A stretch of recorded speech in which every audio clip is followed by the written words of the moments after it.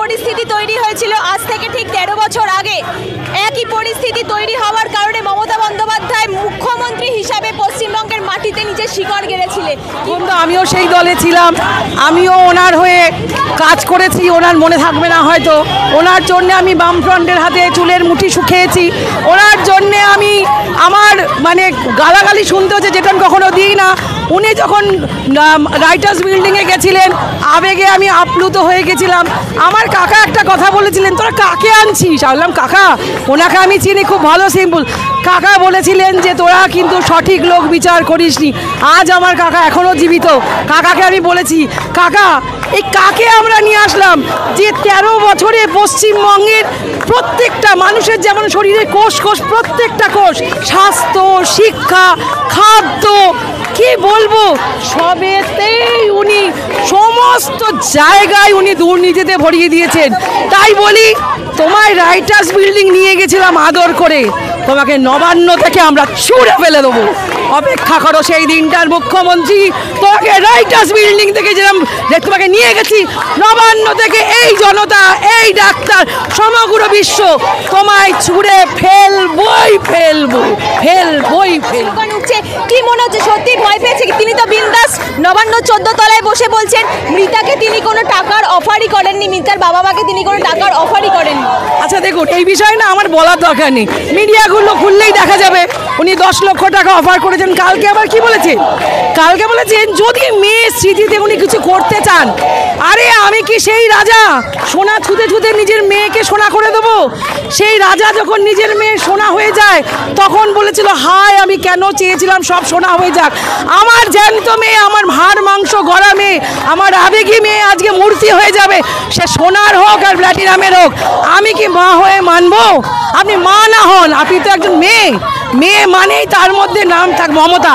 আপনার নামটা যে কি করতে দিয়েছে, ঘেন্না হয়। মমতাটা শব্দটা শুনলেই না ঘেন্না আসে। তো আমি বলি, আপনি কিন্তু ভয় পেয়েছেন। আপনি ভেবেছেন বিজেপি লড়ছে, আপনি ভেবেছেন বামফ্রন্ট লড়ছি আমরা জনসাধারণ, যারা আপনাকে ওইখানে বসিয়েছি। যে লক্ষ্মীর ভাণ্ডার আপনি গর্ব করেন আপনি দিয়েছেন। আপনি কি দিয়েছেন? আমরা আমাদের ট্যাক্সের টাকায় দিয়েছি, আমরা দিয়েছি। আপনি কি দিয়েছেন? আপনার ওই টালির চালের বাড়িতে আমি বহু গেছি, আপনি জানেন। ওই টালির চালির বাড়ি থেকে আজ আপনারা সব ভাই ফুলে ফেপে হরিশ চ্যাটার্জি স্ট্রিট পুরো আপনারা গিলে খেয়েছেন। আপনি আবার সাদা শাড়ি পরে ভাবেন লোকের চোখে ধুলো পড়েছে।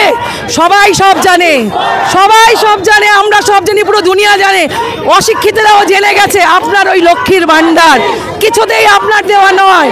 আর যদি আপনি দেনও, কোনো দিনও দেনও, ধিক্কার ওই পয়সায় আজও নিই জীবনে। আপনি বলছেন উৎসবে ফিরে আসতে, আমি আবারও বলি উৎসবে তো ফিরবই।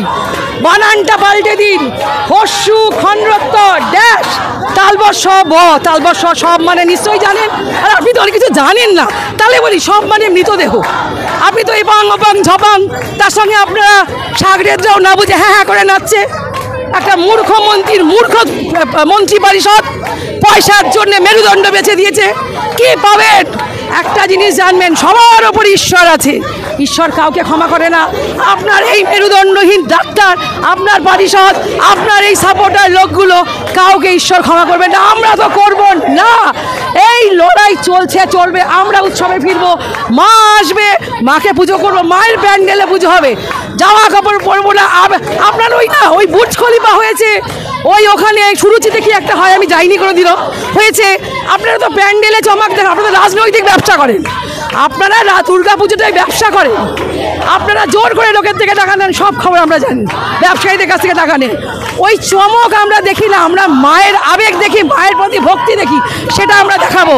কিন্তু ওই প্যান্ডেলে যেটা মহিষাসুর বধ হয়েছে, মা করেছেন, ওই মা আপনাদের বধ করবে, এটা আমি শিওর। তাই আমরা আপনার তথাকথিত উৎসবে নেই, আমরা প্রতিবাদে আছি, আমরা শকুনের উৎসবে আছি, থাকবো।